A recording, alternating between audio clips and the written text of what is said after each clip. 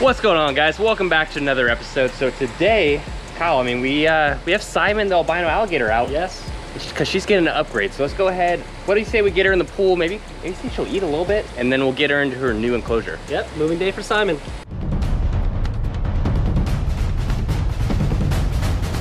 So now it's time, as you've seen with the other small crocodilians, it's time to put her in the pool and make sure everything looks the way it should. Make sure she's moving well, swimming well, walking well, and possibly even eating well. So we're gonna try to feed her as well. As well. That's lots of as wells. But she looks like she's doing good. She's definitely enjoying being able to stretch a little bit.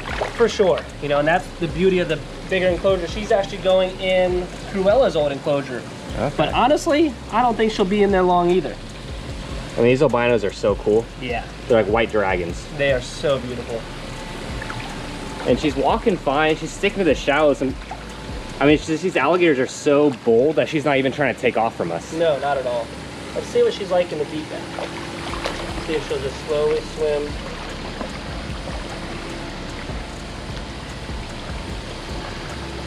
There she goes.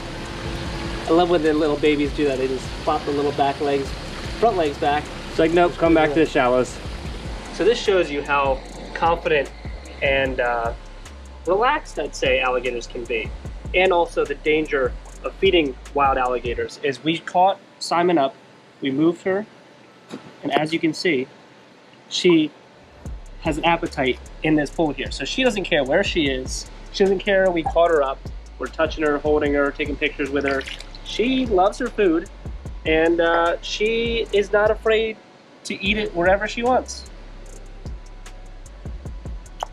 Look at that. She makes short work of those. Yes, she does. And these are pinky rats. So she is definitely stepping it up.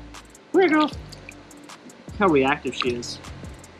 Now, albino alligators, with many albino species, are not the best with their eyes. You know, they're not known to have great eyesight. Now, with that though, is their other senses are definitely heightened. So I usually like to give her a little bit of space because I've noticed with albino alligators especially that their sense of touch is far more heightened. So anything they touch, they really react to far more than a regular alligator, I would say.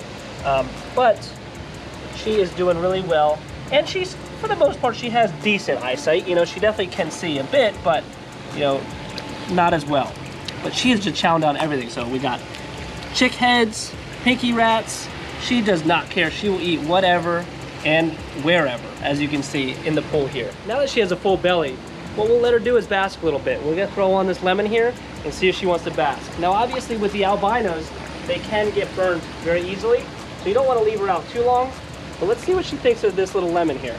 And also one thing too, you got the lanai, so that blocks off a lot of that UV rays. It does. So that's the thing, is down here, usually you get 12 to 13 on the UV index scale. This honestly cuts it like exactly half, guys. So that's, you know, you're looking at only 6.5 versus 12, which is a huge difference. Now, honestly, that's what I'm thinking for lighter animals, is do something like this that just blocks half of it so they can still bask, but they're not gonna sunburn. And she's just absolutely loving that. It's hard to pick up on the camera because she's so light, but there you go, guys. Like, she's loving that lemon floaty. She really is. And that's the thing too, is as you can see, she can get off. If she wants to leave, she can leave. You know, she can hop back in the water if she's stressed, but she's hanging out. So that's the thing, is, and obviously it's kind of comical that she's laying on a lemon, but if she doesn't want to lay on it, she can get the heck off. Now that Simon has gotten a clean bill of health from us, she's eating well, she's got a full belly, it's time for her to go in her new enclosure. So as I said before, this is Cruella's old cage. So it is time for little Simon to grow up a little bit more in this aquarium. So the reason it's yellow is because of the sulfur in the water. Now, we didn't want to run house water because that's RO water, reverse osmosis. It's great for the house, but it's not good for the animals because it pulls all the nutrients and minerals out of it. So we pumped the water in straight from the well, so it's got full of nutrients and minerals for the alligators to grow. Now guys, in all reality, she's only going to be in here a month or two. We're actually just about to set up the baby crocodile area where the tegus used to be. So once that gets all set up, we can put a nice shade cover over it. Obviously, as I said before, with the sun, you want to make sure they don't burn. the albinos. But once we get that all set up, she'll be going right out there. So I thought we'd do a little update, inner update. So this is a couple of days later. You can see we got the filter going again. We got the heat light running. All we have to do is block this down. Now, this is a great ramp, but it tends to float around a little bit. So just gotta lock it in the area for his heat light, or her heat light. But she's definitely getting used to her spot. What's funny is like she hasn't really taken food yet, which is fine, which is normal. No concerns whatsoever. Calm down, bro. She's gonna take a couple days to settle in. Yeah, it's just funny how she was eating fine in the pool, and then she comes in her new enclosure. She's like, I'm not hungry anymore. But yeah, so the biggest thing is, you know, just giving her the time to settle in, and then eventually she'll eat. But it's always funny because, you know, when you move into a new enclosure, it's like a completely different animal. They almost have to, you know, relearn everything, including their personality. You know, it's amazing how alligators, Cruella wasn't here, and Simon was in the other enclosure, how, I guess, just, you know, outgoing they were. You know, they weren't afraid of anything, and then all of a sudden you move them to the new enclosure here, and you've got to restart everything. But speaking of Cruella, let's go check her out and make sure she's eating as well. While Simon is settling in, Cruella should definitely be settled in enough to eat. She's been out here, I want to say maybe a month. So see, you see that, Ryan? Yeah, her tail's disappear. back. So that means she's coming. Come on, girl. Come on. Come on, girl. And she'll do one of two things. She'll either come up slow, or she's gonna rock it out. There's her tail back there again. Yeah. There she comes. Here she comes. Good girl. What I do like about chicks is they float. So even if I let it go, which again, this is a very tight space, so it's not the safest space. So what I would do is I would just let go. Come on, girl. Come on. All right. So look at her backing up all the way.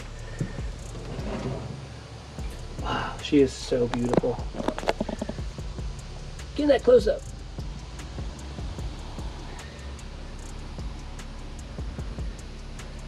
She's like, don't look at me. I need to eat. And a lot of times, guys, crocodilians will hold their prey for a very long time. And what I do to expedite that, if I'm feeding multiple items, is what I'll do is I'll usually show them that there is more. You know, there is an incentive to swallow that down and come back. Because otherwise, they could just sit there for an hour and hold the prey. Come on. Now, Cruella is definitely the exception because she is a grumpy little gal. Tail wag. So you can see she's definitely not happy. You see she's got her eyes closed. She's agitated for sure. Even though we gave her a chick. I don't get it. But that's the thing, is they seem to have that phase where they just go through a grumpy phase every time you move them to something new. It's like they just don't want anything to do with you. It's funny. But I'm sure she'll be back to being crazy Cruella in no time. So Cruella didn't want her last chick, so I thought we'd offer it to the hypo over here. Now this is one of the hypos we got with the albino and Cruella. You guys haven't seen this one in a long time. No. And what's weird is their eyes are super strange on these hypos. Like they have just like a wonky eye. There we go. Thinking about it? But they're cool looking. They are really cool looking. Yeah, I like how white they are. It's just funny how they really do act like they're blind. Yeah, because I'm looking right at her eyeballs, and like her eyeballs haven't even moved towards the chick. Really? Yeah. Let's see. There you go. As I was saying with the albino, you know, it's all about touch with these animals that just have poor eyesight. Now I don't know why the hypo does, but you can see that the eye is severely dilated too. It just doesn't seem like the best genetics in these, so I don't think it'd be wise to breed these guys. I mean, they just seem like they're a hypo. They're just light color. They shouldn't have any issues with eyesight. But you can see that, Ryan? Yeah, I don't know if Can we you can pick see? up on camera though. Well, but figure it out. figure it out. But yeah, it's See so how strange. dilated it is? It's huge. So they got some wonky eyes to them. So they're pretty, but I don't think it'd be beneficial at all to breed these animals because of them having such eye issues with not like a crazy look to it. I mean, they're beautiful, but it's like, it's not like albinism where you still have pretty good eyes. You know, this guy is like legally blind, but he's got a forever home here. All right, guys, so everyone is at least eating out here. We'll get Simon on the track soon, but make sure you guys like, comment, subscribe, and we'll see you in the next one.